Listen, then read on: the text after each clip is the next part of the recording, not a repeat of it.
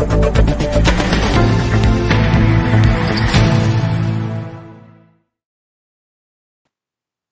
वालेकुम ख़ातिन हज़रात, मैं हूँ इसरार अहमद कसाना और आज का जो शो है ये हम इंडिया के बारे में करेंगे और इंडिया में सिविल लिबर्टीज़ के हवाले से, फंडामेंटल राइट्स के हवाले से वहाँ पे क्या सूरत हाल है, उसका ज़रा आज एनालिसिस करने की कोशिश करेंगे। मेरे साथ एक बहुत ही बड़ी पर्सनैलिटी मौजूद हैं। आप उनको अक्सर टीवी पे इंडिया जो उनके चैनल्स हैं वहाँ पे देखते रहते हैं। जॉन डयाल साहब आज हमारे साथ होंगे। मैं उनका थोड़ा-सा आपको तारुफ़ करवाऊँगा, लेकिन मेरा ख़्याल है कि पहले मैं आपको उनके साथ उनकी मुलाकात करवा दूँ। जॉन भाई, good morning. Good morning. John Dayal साहब हैं जी। जॉन डयाल साहब जो हैं ये ह्यूमन राइट्स और पॉलिटिकल एक्टिविस्ट हैं और बड़े एक्सपर्ट हैं ह्यूमन राइट्स के हवाले से। Is a member of national integration council NIC जो है, सेक्रेटरी जनरल हैं ऑल इंडिया क्रिश्चियन काउंसिल के और ये प्रेसिडेंट भी रहे हैं ऑल इंडिया कैथलिक यूनियन के भी। Very outspoken in opposition to communal polarisation, और ये जो बिगेटरी वगैरह हो जाती है उसके भी बहुत खिलाफ बोलते हैं। और ये जो रिलीजियस कम्युनिटीज़ के दरमियान एक हेट्रेड है, इसको भी बड़ा कंडेम करते रहते हैं। ब्रिलियंट जर्नलिस्ट हैं और ये मुझे बड़ा एजाज़ है कि मैं उस शख्स से बात कर रहा हूँ जो कि कवर कर चुके हुए हैं 1975 की इमरजेंसी और 1984 के रॉयट्स वगैरह जो हुए थे उनको भी ये कवर कर चुके हुए हैं। तो जॉन भाई, thank you very much for your time. I am really honoured to have you here. आदाब। बहुत शुक्रिया। सबसे पहले तो मैं इससे आगाज करूंगा कि आज मैं सुन रहा था प्रशांत भूषण साहब को और वो ये कह रहे थे कि जो उनका केस हुआ आपको पता ही है। आज वो ये कह रहे थे कि जो इंडियन सिविलाइजेशन है उसको जितना खतरा आज है वो कभी पहले नहीं था। वो रेफरेंस ये दे रहे थे कि सुप्रीम कोर्ट जो है उन्होंने, उनके अल्फाज में मैं कोट कर रहा हूँ कि उन्होंने कहा कि सुप्रीम कोर्ट लगता है कि डरी हुई है आज, उतनी उससे भी ज्यादा डरी हुई है जो कि इमरजेंसी के दौर में जिसको आप कवर कर चुके हुए हैं उससे भी ज्यादा डरी हुई है। तो what is your take on it? क्या सूरत हाल है? What is the status of fundamental rights and religious freedoms and civil liberties in India right now? मैंने इमरजेंसी के ऊपर एक किताब लिखी थी जी। और जब लिखी थी जब इमरजेंसी खत्म भी नहीं हुई थी, तो आप सोच सकते हैं कि क्या देखा होगा आंखों से। मगर प्रशांत भूषण से भी ज्यादा आज एक रिटायर्ड दिल्ली हाईकोर्ट जज, वुमेन जज ने इंडियन एक्सप्रेस में एक आर्टिकल लिखा है जी। बहुत ही ब्लिस्टरिंग आर्टिकल है जस्टिस अरुण मिश्रा के खिलाफ, जो कल रात को रिटायर हो गए। और उन्होंने आखिरी लाइन बोली है जिसका उर्दू में तो तर्जुमा ये कर सकते हैं कि आफत खत्म हुई, जाओ भागो। ये नहीं बोला कि लात मार के भगा जाए, मगर जो जिस तरीके से अरुण मिश्रा ने सुप्रीम कोर्ट को सरकार के हवाले सिर्फ नहीं किया, प्रधानमंत्री के हवाले ही सिर्फ नहीं किया, मगर उन ताकतों के हवाले किया जो कि हिंदुस्तान की और हिंदुस्तान की हिस्ट्री किसी भी देश की हिस्ट्री की तरह है। शांति होती है, भाईचारा रहता है, खून खराबा होता है, फिर शांति होती है किसी भी देश में। रोमन काल से लेके इजिप्ट से लेके आज तक, और कल भी रहेगी। ये एक तरीके से तरीका है, सलीका है सिविलाइजेशन के उतार चढ़ाव का। मगर उसमें भी हमको याद रखना चाहिए जो ऊंचाइयां सिविलाइजेशन में आई है, ये नहीं कि जो गिरावटें आई हैं। और आज की तारीख में अरुण मिश्रा जैसे जजेस ने, जिन्होंने जजों का जो खून हुआ उसको नजरअंदाज किया, जिन्होंने इसमें शरीक हुए कि आपने 3 बड़े गुनाह किए हैं मगर जो जमीन आपके कब्जे में है आप ही रखिए, जिन्होंने इस तरीके के और जजमेंट्स दिए हैं, जिन्होंने कहा है कि भारत का प्रधानमंत्री जिसको आज चैलेंज करने की, जिसकी क्रिटिसाइज करने की, जिसके खिलाफ लिखने की एक तरीके से आज़ादी चली जा रही है, उसको कहा है कि कितना महान आदमी है। तो जब सुप्रीम कोर्ट इस गिरावट पे आ सकता है, जब फौजों को इस तरीके से मजबूर किया जाता है कि आप देश का बखान मत करें, आप प्रधानमंत्री का बखान करें, जब एजुकेशन पॉलिसी को वेपनाइज किया जाता है, जब फिनेंशियल पॉलिसीज को वेपनाइज किया जाता है, जब देश की तरक्की किस तेजी से गिर रही है उसको नजरअंदाज किया जाता है और उसके ऊपर से नजर हटाने के लिए वाहियात चीजों के ऊपर फोकस किया जाता है, कौन से एक्टर कब मरा, क्या हुआ, ऐसी चीजों के ऊपर, जहां पर स्टूडेंट्स जब बोलते हैं उनको जेल में डाल दिया जाता है, जहां पे जो लोग सैकड़ों मील दूर थे, उनको केस बनाकर कहा जाता है कि आप दंगा फैला देते हैं। यहाँ पे कानून की धज्जियां उड़ाई जाती है। प्रशांत भूषण बहुत सलीकेवार हैं, बहुत ही उम्दा भाषा इस्तेमाल करते हैं। उन्होंने एक तरीके से बड़े नरमी से ये बात कही है, बड़े आदाब से बात की है। जी हाँ, जी हाँ। लेकिन जो वो कह रहे थे उसमें तो मुझे बड़ा दर्द फील हो रहा था। मैं देख रहा था कि जो इंडिया एक ज़माने में हम we use to look up to India, हम लोग देखते थे कि इंडिया में ये हो रहा है, हमारे यहाँ भी इस तरह होना चाहिए। लेकिन एक ज़माना गुजर गया कि जिसमें हमने ये चीज़ें देखनी शुरू की कि एक डिटेरियोरेशन आई है। तो क्या आप समझते हैं कि सिविल सोसाइटी का कुछ रोल बनता है इसमें कि वो उठे और प्रशांत भूषण जैसे जो लोग हैं वो उठें और इसको आके ये जो ट्रेंड है, और ये बल्कि मैं समझता हूँ कि जो हाईजैक हो गए भी है कोर्ट्स वगैरह जो हैं, उनको आज़ाद करवाएं और उनको उस डर और खौफ में से निकालें जो कि इस वक्त वो फील कर रहे हैं। नहीं, क्योंकि आप हिंदुस्तानी सिटीजन नहीं है, आपको दर्द होता है। मैं हिंदुस्तानी सिटीजन हूँ, दर्द तो होता है, मगर मेरे को गुस्सा आता है। मेरे को प्रशांत भूषण को, हर्ष मंदर को, कविता कृष्णन को, कविता श्रीवास्तव को, जो हम लोग सब जो लोग हैं हिंदुस्तान में हजारों की तादाद में, मैं कुछ नाम गुजार रहा हूँ क्योंकि ये मेरे दोस्त हैं, हमको गुस्सा आता है। कभी कभी खलबलाहट मचती है कि क्या हम इतने कमजोर हो गए हैं कि हम नहीं उठ पा रहे हैं। मगर माहौल देखिए, माहौल में क्या है। कोविड के मातहत एक तरीके से हम सब ने, पूरी दुनिया ने अपनी सारी जो हमारी कुव्वतें थी, सारी आज़ादियाँ थी, सरकार के हाथों में दे दी कि आप जो कीजिए, हमको इस बला से निकालिए। सरकार इस दान का नाजायज फायदा उठा रही है।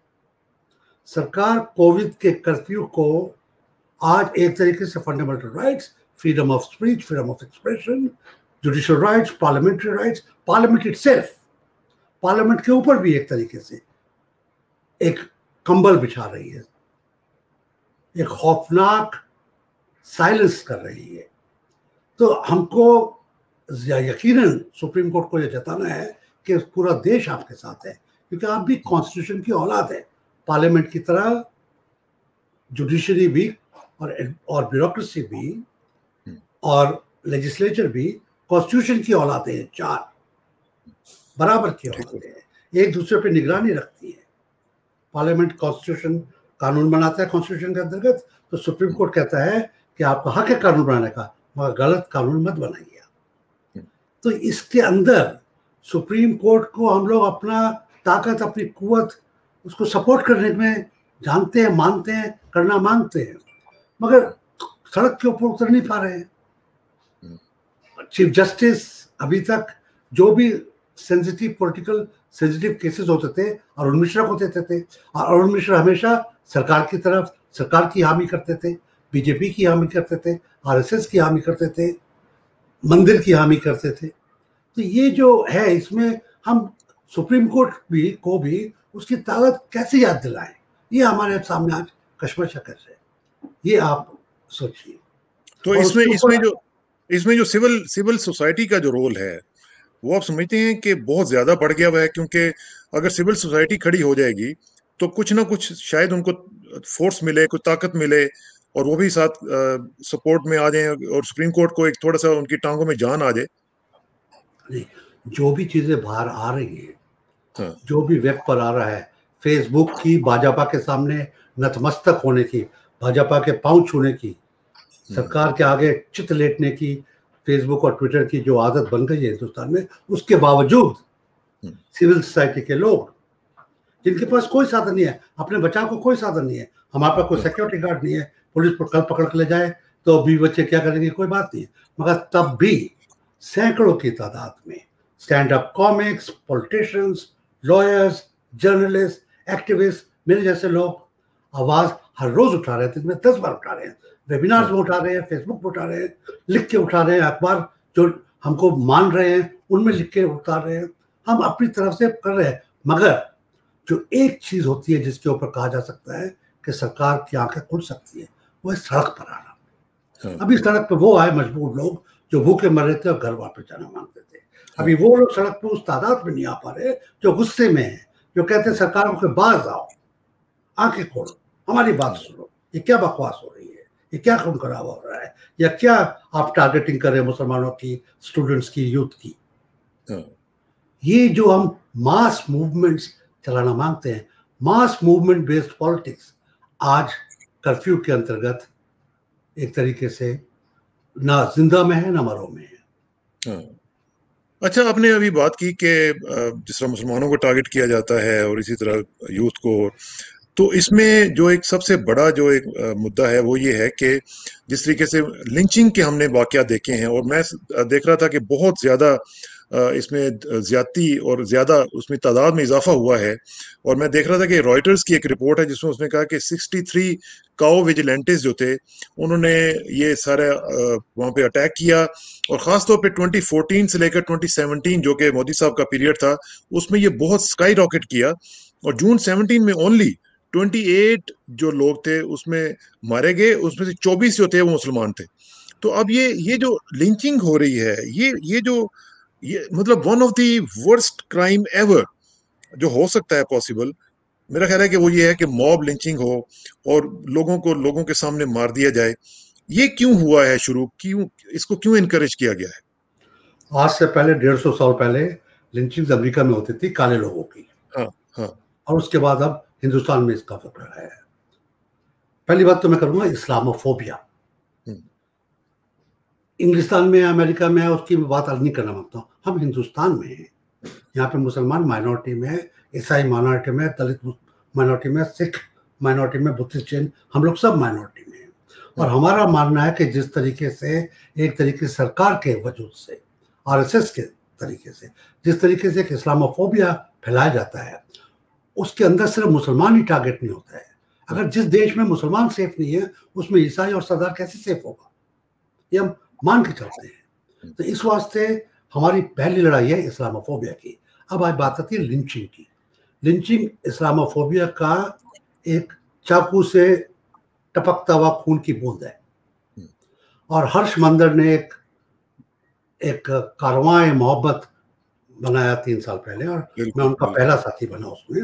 और हर्ष मंदर और मैं और नताशा बदवार और नवशरण सिंह और अमिताभ बासु और बहुत सारे यंग लॉयर्स और जर्नलिस्ट और फिल्म मेकर्स, हम लोगों ने तकरीबन 30 यात्राएं की हिंदुस्तान की, दूर दराज इलाकों के, गांव की, हर जगह जहां पे किसी को गाय के बहाने से, या गाय के मांस का, या गाय की ट्रैफिकिंग का, या गाय की खाल का, जहां पर भी ऐसे खून हुए, और जिसमें कई जगह पुलिस इन्वॉल्व थी, कई जगह पड़ोसियों ने किया, कई जगह पुरानी रंजिशें निकाली गई, मगर मरने वाला, जैसे आपने कहा, या तो मुसलमान था या दलित था। 4 केस ईसाइयों के खिलाफ हुए, और इक्का दुक्का लोग और मारे गए जिनको कहा गया कि चाइल्ड लिफ्टर्स हैं या चोर हैं, और उस चक्कर में उनको मार दिया गया। हमने जाके, आप सोच सकते हैं, 50-55 कौन जानता है, भूल गया, कितनी विधवाओं का, कितने उन बाप और माँ का जिन्होंने अपना बेटा खो दिया, उनकी आंखों में देखा है, उनके हाथ पकड़े हैं, उनसे बात की है। आप जानते हैं किसी विधवा की आंखों में देखना कितना दर्दनाक है। उस बाप से बात करना सिरा देता है जिसने अपने बेटे का गुस्ल किया और उसके जिस्म पर चोटें जो थी, किस तरीके से उसको टॉर्चर किया गया, किस तरीके से उसकी आंखें, कान, जेनिटल्स काट लिए गए। जिसने देखा और वो बयान कर रहा, फिर भी कह रहा है कि मैं खून का बदला खून नहीं मांगता, फिर भी कह रहा है कि मैं शांति मांगता हूँ। ये कोई कहानियां नहीं है, किससे नहीं है, अपने कानों से सुना है, अपनी आंखों से देखा है। किस मुंह से आप आगे बात करेंगे? हम तीनों ने मिलकर, हर्ष, नताशा और मैंने मिलकर एक किताब लिखी जिसमें हमने इन सबको किया। किताब का टाइटल है रिकंसिलिएशन, बदला नहीं, रिकंसिलिएशन। क्योंकि जब तक शांति नहीं होगी, जब तक आप मानेंगे कि दूसरा हमारा भाई है, कैसे आप आगे जी पाएंगे? और जीना जरूरी है, क्योंकि ये देश हमारा अपना है, किसी बाहर वाले का नहीं है। तो यहाँ पर कंडेम करना है। हम हमेशा यही कहते हैं, कानून को अपना काम करना चाहिए, बिना शक, बिना शुबा, बिना प्रेशर, बिना पैसा लिए, बिना कास्ट कम्युनिटी देखे हुए। कानून को एक तरीके से नरमी के साथ अंधा होना चाहिए। ऐसा नहीं कि एक आंख से अंधा है, एक तरफ की बात से देखता है। और वो हमारी हमेशा यही दलील रही है, कानून का राज होना चाहिए। इस तक कानून का रूल ऑफ लॉ नहीं होगा तो कैसे होगा। लेकिन जॉन, जिस तरह मैं देख रहा था कि आपकी ये जो रिपोर्ट थी वो मैंने देखी, और हर्ष वगैरह जो उनके साथ आप जो गए थे, आप मुख्तलिफ जगहों पे गए और आपको कारवान मोहब्बत को किसी मुख्तलिफ जगहों पे मुख्तलिफ तरीकों से ट्रीट किया गया। अलवार में आप गए तो वहां पे आपके खिलाफ लोग बाहर निकल आए, उन्होंने आपके ऊपर अटैक किया। आप अजमेर में गए तो आपके ऊपर फूलों की पत्तियां बिछाई गई, आपके ऊपर फेंकी गई, गुलाब की, ठीक है। तो ये जो एक चीज है, ये जब आप देख रहे थे तो आप क्या फील कर रहे थे? और जब हम गुवाहाटी गए तो हमने पाया कि वहां की सिविल सोसाइटी एक तरीके से सो रही है, कोई हमारे साथ आने को तैयार नहीं था। सरकार तो खिलाफ थी, लोग डरे हुए थे और लोग भी पोलराइज्ड हुए हुए थे। तो आप सोच सकते हैं हम अच्छा ही ढूंढ रहे हैं। अजमेर में हम पे फूल बरसाने वाले मुसलमान नहीं थे सिर्फ। अजमेर शरीफ जब गए और तो हमको भी पगड़ी पहनाई गई, वो मुसलमान थे, मगर जो सड़क के ऊपर जो खड़े हुए थे फूल बरसा रहे थे, ईसाई नन्स थी, सिस्टर्स, हिंदू लोग थे। आप सोच सकते हैं कि लोगों के अंदर है वो, उनके अंदर मर्म है, उनके अंदर दर्द है, और जब वो देखते हैं कि कोई दूसरा खड़ा है उनके दर्द में साथ देने, तो वो अपना डर भूलकर वापस आते हैं, आपके साथ कंधा मिलाते हैं। जब वो देखते हैं अपने डर में, अपने दर्द में कि कोई आ ही नहीं रहा है, तो और अंदर घुस जाते हैं और सकपका जाते हैं और अपने कमरों में बंद हो जाते हैं, घुट घुट के सांसें लेते हैं।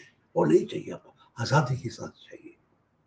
तो आप समझते हैं कि ये जो अक्सर हमने देखा है कि हेट वीडियोस जो बनाई गई हैं, जिसमें ये यूथ जो है स्पेशली उसको बहुत ज्यादा इन्फ्लुएंस किया गया है हेट वीडियोस के जरिए, और इस तरह का जो लिटरेचर आ रहा है, रिटन मटेरियल है, दूसरा है, ये सब चीजें ये इन्होंने कंट्रीब्यूट किया है इस माहौल को।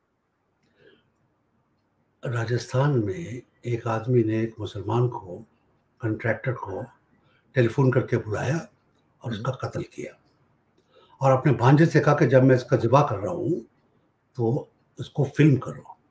आप सोच सकते हैं, एक आदमी अपने भांजे से, जो बच्चा है 14 साल का, कह रहा है कि जब मैं इस आदमी का गला काटूं आप उसको फिल्म कीजिए, और उस फिल्म को हम पूरा वायरल करेंगे। और उसके बाद जब हम लोग जाते हैं, उसके मिलते हैं, देखते हैं क्या करते हैं, कानून की दुहाई देते हैं, कहते हैं उसको पकड़ा जाए, और वो पकड़ा जाता है, तो उस खूनी के लिए फिर वायरल होता है कि इसकी मदद करने के लिए हमको पैसा चाहिए। Oh my god. कचेरी के ऊपर जब उसको पेश किया जाता है, कचेरी के ऊपर भगवा झंडा फहराया जाता है। क्या हो गया है? यहां पर जो मेन मुद्दा आता है, पुलिस इम्प्यूनिटी। पुलिस सिर्फ अंधी नहीं है, साथ में है। तो डर का है का कॉम्प्लिसिट हो गई ना, फिर तो कॉम्प्लिसिट हो जाती है। और पुलिस क्यों कॉम्प्लिसिट होगी? थानेदार क्यों कॉम्प्लिसिट होगा? वो जानता है कि उसके पॉलिटिकल मास्टर्स उससे यही एक्सपेक्ट करते हैं, और अगर वो कॉम्प्लिसिट नहीं होगा, या तो अंदरूनी है, खुद ही रेडिकलाइज हो गया है, या फिर डर गया है। तो इसमें जो बुनियादी क्वेश्चन जो फिर उठता है, मुझे ये बताएं जॉन भाई, के एक डेमोक्रेटिक कंट्री तो है ना इंडिया, अब उसमें रिपब्लिकन भी है, वही ना, अब उसमें एक डेमोक्रेटिक कंट्री लाइक इंडिया, जिसमें there is no law against mob lynching and this kind of hatred, तो ये फिर क्या हो रहा है? क्यों नहीं अभी तक कोई इस तरह का सख्त कानून बनाया गया जिसमें सख्ती से इन लोगों के साथ निपटा जाए, और एक ऐसा एटमॉस्फेयर क्रिएट किया जाए जिसमें सब लोग इकट्ठे रह सकें? नहीं, आप ठीक भी कह रहे हैं और गलत भी कह रहे हैं। मॉब लिंचिंग क्या है? मॉब लिंचिंग है एक खून जिसमें 2 से ज्यादा लोग हो, एक से ज्यादा लोग हो, उसके लिए कानून है, 3 दफा 302 है, और उसके साथ 120 लगाओ, और उसके साथ जितने भी लोग हैं, और यहाँ पे लोग कोई अननोन नहीं है, उनके चेहरे वो खुद फोटोग्राफ कर रहे हैं, पता है। अगर आप ये दोनों दफाएं खुलेआम लगाते हैं, उनको पकड़ के अंधा करते हैं, हम नहीं कह रहे उनको फांसी चढ़ाओ, मैं फांसी के खिलाफ हूँ, मगर आप उनको अंदर तो कीजिए, ट्रायल पर तो लाइए। तो अगर आप सिर्फ ये कहेंगे कि क्योंकि हैंगिंग के खिलाफ कोई, लिंचिंग के खिलाफ कोई कानून नहीं है, लिंचिंग के खिलाफ नहीं है, मगर खून के खिलाफ तो है, कंप्लिसिटी के खिलाफ तो है। उनको भी आप नहीं लगा रहे, उनको भी आप कह रहे हैं कि अपने आप मर गया बच्चा, उनको भी आप कह रहे हैं कि इसने खुदकशी कर ली, उनको भी आप कह रहे हैं कि इसने हम पे फायरिंग किया, हमने इसके ऊपर फायरिंग किया। ये अंदर को अंदर कर रही है। यहाँ पर लिंचिंग से बढ़कर एक कॉम्प्लिसिटी हो जाती है, एक कंस्पिरेसी हो जाती है, एक रेडिकलाइजेशन हो जाता है, और एक रेडिकलाइज करने के बाद उसको मिलिटेंसी पे आ जाता है वो। ये हमारे कुछ व्यूअर्स भी हैं, उनका भी मैं एक क्वेश्चन लेता हूँ। ये फरजाना साहब फरमा रही हैं कि do you think Christian community is happy with Modi government?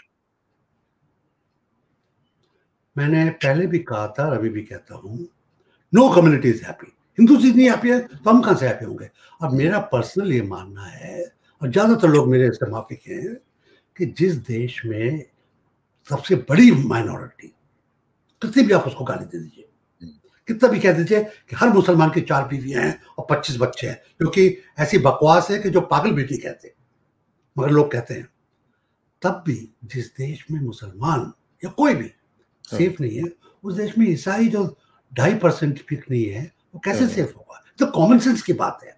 जिस लोगों के मुंह एक कौम का खून लग गया है, वो क्यों दूसरे को छोड़ेंगे? ये कोई हम कसाई की तो नहीं है। कई कसाईयों के पास एक पालतू मुर्गा होता है और बाकी मुर्गों को वो ज़िबा करते हैं। हम वो तो नहीं है ना। लोग, हमारा पड़ोसी तो रेडिकलाइज हो रहा है, वही यूट्यूब देख रहा है, फेसबुक पर वही देख रहा है, वही मान रहा है। आरएसएस ये नहीं कह रही है कि सिर्फ मुसलमान बड़ा है। आरएसएस के लेखक कहते हैं, आरएसएस के गुरु कह गए हैं कि हिंदुस्तान में रहना है अगर ईसाइयों को और मुसलमानों को, तो सेकंड ग्रेड सिटीजन रहना पड़ेगा। तो हमारा और मुसलमानों की हालात में एक रिश्ता है। रिश्ता चाहे हमारे में आपस में ना हो, मगर हमारा रिश्ता आरएसएस की उस किताब से है। हम अहले किताब एक दूसरे तरीके से हैं और अहले किताब एक तीसरे तरीके से भी है, और ये बड़ा खतरनाक चीज है, क्योंकि आरएसएस की नजर में चाहे कानून कोई भी हो, वो हमको मलेच कहता है, हमको मानता ही नहीं है अपना। उसी हाड़मास के हैं, उसी जगह के हैं, वही लोग हैं। कुछ हिंदू बन के कुछ मुसलमान कहे। हिंदुइज्म कोई चाहे वो कुछ भी कहे, टेक्निकल टर्म नहीं है। तो इसमें जो सूरत हाल आप देख रहे हैं, अब जरा बात कर लेते हैं कि मुझे याद है कि आप 2014 में अप्रैल में आप अमेरिका भी गए थे, और आपने जाके वहाँ पे द प्लाइट ऑफ रिलीजियस मिनॉरिटीज के ऊपर इंडिया में जो सूरत हाल थी उसके ऊपर बात की थी। ये टॉम लैंटोस का ह्यूमन राइट्स कमीशन था, आपको याद होगा। तो उसमें जब आप गए तो वहां पे भी आपने ये बात की, आप हर जगह पे ये बात करते रहते हैं। तो यूएस का क्या रिएक्शन था, और उसके बाद अभी तक कुछ हुआ इस मामले में प्रैक्टिकली या नहीं हुआ? देखिए, मैं पहली बार सन 2000 में गया जी। और वहाँ पे कांग्रेस के सामने, यूएन के सामने, डिपार्टमेंट ऑफ स्टेट के सामने, और उसके बाद 2014 तो बहुत लेट है, उसके मैं 2000 से बात कर रहा हूँ। ये वायलेंस ऐसा नहीं है कि, आप याद रखिए कि 1998 में भी अटल बिहारी वाजपेयी थे। वो शायद मोदी से शायद रत्ती भर कम थे, मगर उनके होम मिनिस्टर अडवाणी जी थे, वो भी ऐसे खूंखार लोग थे। अब कंपैरेटिवली वो अच्छे लगते हैं, मगर खून की नदियां तब भी बही थी। और मैंने हमेशा ये कहा था कि आप जो रेडिकल फोर्सेस हैं उनको देखिए, उनको पहचानिए। हिंदू, ईसाई, मुसलमान, सब कौमें बड़ी शांति प्रिय हैं, अमन के हैं सबके लोग, सबकी किताबें अमन करती हैं, सबके फाउंडर बड़े अमन की बात करते हैं। मगर ऐसा नहीं है कि हिंदुस्तान में खून की नदियां नहीं बही हैं। पार्टीशन में बही, उस तरफ हिंदू कटे, यहाँ पे मुसलमान कटे, और उसी तादाद में कटे। 84 में क्या हुआ, 92 में क्या हुआ, 2008 में ईसाई कटे। तो यहाँ पर हिंदुस्तान में हर रोज खून की नदियां नहीं बहती हैं, मगर बह सकती हैं जब उनको प्रवोक किया जाए, जब उनको उकसाया जाए, जब सरकार कहे मैंने आंख नीच ली है 2 दिन के लिए, आपको खुली छूट है। ऐसे में क्या होता है, वो उसके खिलाफ मैंने बोला। और एक बात मैं हमेशा बोलता हूं, मैंने कभी भी किसी भी कंट्री से, यूएन से नहीं कहा कि आप हिंदुस्तान के ऊपर ट्रेड बैरियर्स लगाइए। मैंने कभी नहीं कहा कि इसके बैरिकेड कीजिए, इससे ट्रेड बंद कीजिए, यहाँ पे खाना मत आने दीजिए, क्योंकि मैं भी हिंदुस्तान में रहता हूँ। हिंदुस्तान गरीब देश है, ठीक। हमको विदेशी हेल्प चाहिए। तो इसमें ये देखें, कुछ क्वेश्चंस मुझे इंडिया से भी आ रहे हैं, और ये कह रहे हैं कि आरएसएस जो है उसको बैन किया जाना चाहिए। ये विजेंद्रा कसाना साहब हैं, ये भी इंडिया से में कह रहे हैं कि आरएसएस को बैन करना चाहिए। क्या आप इससे एग्री करते हैं? नहीं, मैं हमेशा से कभी भी, जैसे मैं हैंगिंग के खिलाफ हूं, मैं बैंस के खिलाफ हूं। ठीक। आरएसएस से हमको पॉलिटिकली लड़ना है, कानूनी लड़ना है। जो आरएसएस का बंदा हथियार उठाएगा उसको जेल में भेजना है, जो गंदी बातें कहेगा, जो खून की बात कहेगा, उसको जेल में भेजना है। मगर आरएसएस को अपना काम करने दीजिए। हमको जहां वो जाता है चप्पे चप्पे पे, उसका वहां पे जाके काम से पॉलिटिकली मुकाबला करना है। क्योंकि कानून बड़ा, मैंने आप बताया, एक तरफा अंधा है। अगर हम आरएसएस की बैन कर देंगे तो कल हम सबको बैन करवा देगा। फ्रीडम ऑफ स्पीच उनको भी हक है, हमको भी हक है। मेरे को हिंदू धर्मों के ऊपर गाली देने का हक नहीं है। मेरे को ये हक नहीं है कि किसी को कहूं कि इसको गोली मार दो, मारो गोली 100 को, ये मेरे को हक नहीं है। मगर मेरे को ये हक है कहने का कि मोदी साहब की नीतियां खराब हैं, उनको इलेक्शन में अगली बार हराना पड़ेगा। ये मेरे को कहने का हक है। आरएसएस को भी ये कहने का हक है कि ईसाई लोग ये करते हैं, इनको रोकना पड़ेगा। मुसलमानों को कहना पड़ेगा कि ये मत करो। हमको उनसे पॉलिटिकली लड़ना पड़ेगा। मगर किसी के ऊपर बैन लगाने से एक तो अंडरग्राउंड होकर ज्यादा फैलेंगे। याद रखिए कि जब जब उन पर बैन लगा वो फैले, और किसी के ऊपर भी जब बैन लगता है वो फैलता है, क्योंकि एक करिश्मा आ जाता है। आरएसएस के ऊपर करिश्मा क्यों आया? क्योंकि वो जब जेल में थे, सीपीएम के साथ थे, लोहियाइट्स के साथ थे। इंदिरा गांधी की सबसे बड़ी गलती थी कि उन्होंने आरएसएस को और बाकियों को इकट्ठा कैद किया, तो उनको एक तरीके से सफाई मिल गई उनकी, अब वो सफेद पोश बन गए, उनके खून के धब्बे हट गए एक तरीके से। तो ये गलती हमको कभी नहीं करनी चाहिए कि उनको बैन कर दो। बैन करने से क्या होगा? वो नाम बदल लेंगे। आरएसएस क्या नाम है आपको पता भी नहीं होगा, शायद आरएसएस वालों को भी नहीं पता होगा कि कितने नामों से वो काम कर रहे हैं। ठीक। तो अच्छा, इसमें अब जो आखिर में एक तो यह कि मैं देख रहा था कि आपको बहुत शदीद क्रिटिसिज्म का निशाना बनाया जाता है। मैं देख रहा था कि वर्षा भोसले साहबा की एक उनकी स्टेटमेंट थी कि John Dayal and his Catholic cohorts are the worst act I have ever seen. Christian activists aggressively seek to weaken Hindu society in terms of numbers as well as space. तो क्या आप हिंदूज की space जो है वो वापस लेना चाह रहे हैं, उनसे श्रिंक करवाना चाह रहे हैं, आप क्या कर रहे हैं? वर्षा मरूम लता मंगेशकर की बहन की बेटी है, थी, उनका इंतकाल हो गया। और एक तरह से मेरी दोस्त भी थी, उन्होंने अपना जो पॉलिटिकल लिखना था लिख गई। इसको उल्टा करके देखते हैं, क्या हिंदुस्तान के दलित जो कि 3000 साल से कैद में है, जिनको इंसान भी नहीं माना जाता, उनको धर्म की आजादी नहीं है जो मेरे को है? क्या उनको अपना धर्म, अपना ईमान चूज करने की आजादी नहीं है? कल वो मुसलमान बनना मांगे तो उनका गला काट देंगे आप, कल वो ईसाई बनना मांगे, सिख बनना मांगे, कम्युनिस्ट बनना मांगे, उनकी मौत कर देंगे आप उनको कहेंगे कि आपको खाना जब ही मिलेगा जब आप हिंदू रहोगे। कानूनन कोई भी हिंदू भी नहीं किसी को पैसे दे के, खाना दे के अपने धर्म में नहीं ला सकता। और हिंदुस्तान में जहाँ पे थानेदार हिंदू, जहाँ पे चौकीदार हिंदू, जहाँ पे पंचायत का आदमी हिंदू, जहाँ पे गांव का मुखिया हिंदू, वहां पे आप जबरन किसी को बना सकते हैं क्या? अगर जो जाएगा, जो पादरी जाके ऐसा करेगा, किसी को पैसा देके या जबरन उसके गर्दन पकड़ के ईसाई बनाएगा, और यही मैं लोगों से कहता हूँ, वो कहते हैं ना तलवार के जोर पर मुसलमान बनाए। अब तो कोई तलवार नहीं है, पिछले 200 साल से कोई तलवार नहीं है, कोई मुस्लिम हाकिम नहीं है। अभी भी मुसलमान, गरीब मुसलमान अपने ईमान पे क्यों फर्म है, क्यों इतना पक्का है, क्यों मरने को तैयार है? क्योंकि ईमान भी कोई चीज है। अभी तो मुसलमान के ऊपर कोई साया नहीं है ना, तभी मुसलमान है। गरीब है, भूख मर रहा है, तब भी मुसलमान है। नौकरी नहीं मिल रही है, तब भी मुसलमान है।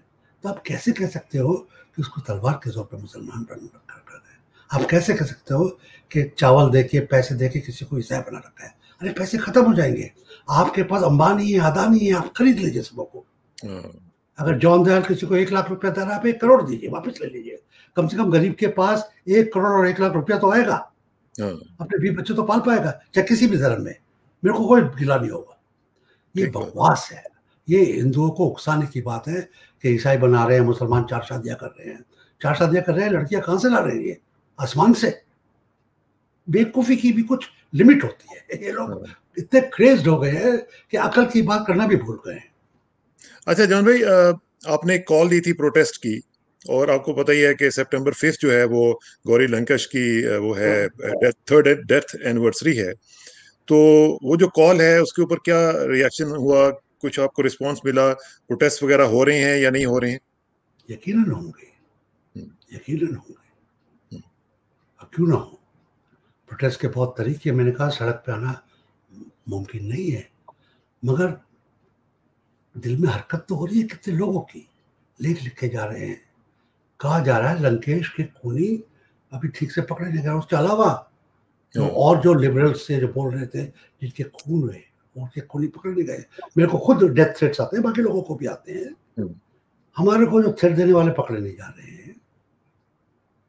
तो ये जो है प्रोटेस्ट है, ये फट तो जाता है जब मौका मिलता है, मगर उसके पहले अंडरग्राउंड बहुत फैलता है, लावा है। और लावा पॉलिटिकल सोशल सिविल अनरेस्ट का लावा है। जब इलेक्शन आएंगे आप देखेंगे।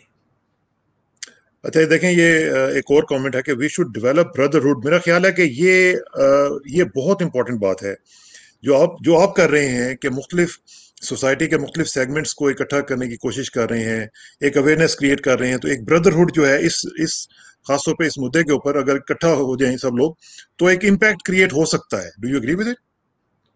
मोर than that, we are brothers and our effort, हमारा जो पूरा वजूद एक तरीके से आ गया, हमारी जो लड़ाई है वो है कि उस ब्रदरहुड को हम टूटने ना दें। आरएसएस तोड़ना मांगता है, हम तो है ही एक। हिंदुस्तान का हिंदू मुसलमान, चाहे कश्मीरी हो या मलयाली हो या हिंदुस्तान का हिंदू कहीं का भी हो, सरदार ईसाई, हम तो ऑलरेडी हैं ब्रदर, इकट्ठा है ब्रदरहुड।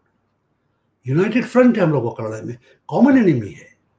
वो एनिमी हमको बांटना मांगता है, शिया सुन्नी में, ऑर्थोडॉक्स कैथोलिक प्रोटेस्टेंट में। इसको खरीदो, उसको बांटो, उसको इनाम दो, उसको दंडित करो, उसको डराओ। इन तौर तरीकों को हमको देखना है, उनसे बहकना नहीं है। यही ब्रदरहुड की बात है। जॉन भाई, आपने ये कहा कि आपको डेथ थ्रेट्स भी आती हैं। ऑब्वियसली जब इस तरह का माहौल होता है उसमें अगेंस्ट द विंड चलना जो है ये भी बड़ा मुश्किल हो जाता है। इसके बावजूद आप कहते हैं कि do not fear, dawn will break again, हम देखेंगे। Are you still optimistic despite all this bigotry? जो कुछ भी हो रहा है, are you optimistic? Death threats आती है और लोग मारे गए हैं, तो डेथ थ्रेट्स एम्प्टी नहीं होती है। मगर कहना तो है, करना तो है। मैं आदमी हूँ, इंसान हूँ, खुदा का बनाया हुआ बंदा हूँ, एक तरीके से आप कह सकते हो। पॉलिटिकली अलाइव हूँ और सबसे बड़ा हिंदुस्तान का सिटीजन हूँ। ये मेरा धार्मिक ड्यूटी है, अधिकारी नहीं ड्यूटी है कि ऐसी फोर्सेस के खिलाफ लड़ूं मैं। और मैं अपने आप को, अपने बच्चों को, अपने आने वाली नस्लों के खिलाफ गुस्ताखी कर रहा हूँ, बेइंसाफी कर रहा हूँ अगर मैं बोलूंगा नहीं, अगर मैं आवाज नहीं उठाऊंगा। जो डर गया वो मर गया। ब्यूटीफुल, बहुत बहुत बड़ी बात की आपने जॉन भाई। मैं यकीन करें, I am really honoured to have you here. और मैं सल्यूट करता हूं आपको अपनी तरफ से भी और अपने व्यूअर्स की तरफ से भी कि जो काम आप कर रहे हैं ये आप सिर्फ इंडिया के लोगों के लिए नहीं कर रहे हैं, ये आप हम सब के लिए कर रहे हैं। आप जो एक अवेयरनेस क्रिएट कर रहे हैं ये तमाम एक ग्लोबल सिटीजनशिप जो है उसके लिए आप कर रहे हैं। और मेरा ख्याल है कि we are all indebted to you. बहुत प्राउड फील कर रहे हैं आपको आज पहली दफा हमारे प्रोग्राम में आने पे, और खास तौर पे जिस तरीके से आपने अपनी कमिटमेंट्स और अपनी कन्विक्शंस का इजहार किया है। Hats off to you, trust me, ये मैं अपने दिल से बात कर रहा हूँ। और मुझे यकीन है, ये भी मैं आखिर में ये बात कर दूं कि मुझे यकीन है कि जिस तरह आपने कहा कि डॉन विल ब्रेक, आपके जैसे लोग जो हैं इनकी तादाद बढ़ेगी और जुल्म जो है ये जब बढ़ता है तो खत्म हो जाता है।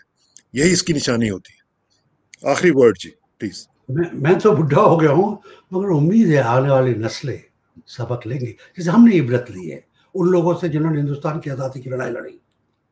उनमें मेरे गुरु भी लोग थे, अरुण आसफ अली वगैरह वगैरह।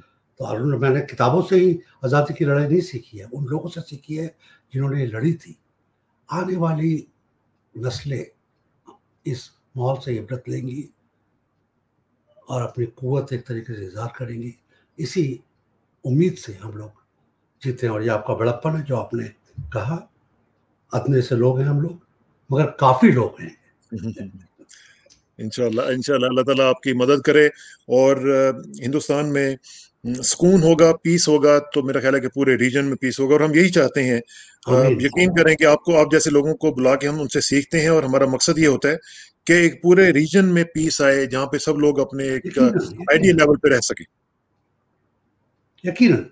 हाँ, क्योंकि और खासकर हिंदुस्तान जब पाकिस्तान की जब बात आती है, किसी भी देश में जब इस तरीके से रेसिज्म, कम्युनलिज्म फैलता है, लोगों को उकसाया जाता है, इसका हम लोग न्यूक्लियर देश हैं, इसके ऊपर रीजनल सिक्योरिटी पर उसकी वजह से ग्लोबल सिक्योरिटी के ऊपर इसका हाँ, हमेशा कनेक्शन रहता है, इसका हमेशा बिल्कुल, साया रहता है।